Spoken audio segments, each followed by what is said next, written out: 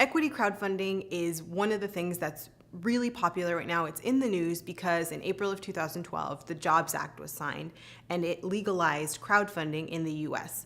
Now, right now, we're still waiting for a lot of these things to go into effect. Right now, what you can do is crowdfunding for accredited investors, but we're still waiting on Title III, which I will talk about in a second, which will allow you to raise money from everyone. So before we can talk about equity crowdfunding, we need to talk about what it means to get investors. So a lot of people don't know this, but in order to have investors, you need to have what's called a private placement offering or a private placement memorandum, which is a legal document that allows you to bring on investors because you want to protect yourself, you want to protect the investors, and because you're selling shares of your company, that means you're selling securities, so you're subject to law under the Securities and Exchange Commission.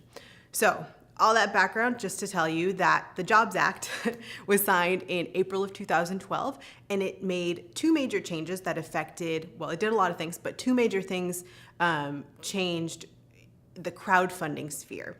The first is Title II of the Jobs Act, and basically what that did is it created a new type of private placement offering that allows you to tell everyone you're trying to raise money. And you're probably thinking, what? Why wouldn't I tell people I'm trying to raise money? Well, actually, before you couldn't.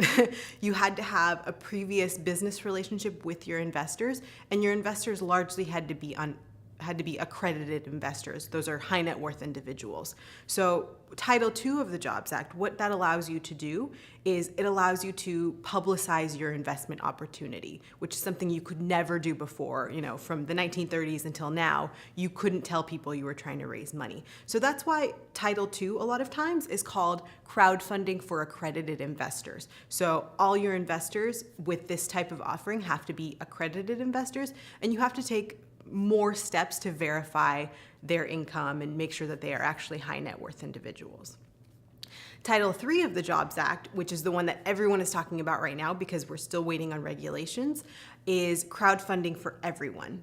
Once this is in effect, you'll be able to raise up to $1 million from anyone. So your investors don't have to be accredited investors, but you'll be able to go online through a verified crowdfunding portal, and you'll be able to raise up to $1 million per year for your company from everyone. So it's a huge opportunity and a great big change to investor law in the US, and I'm excited to see where it goes.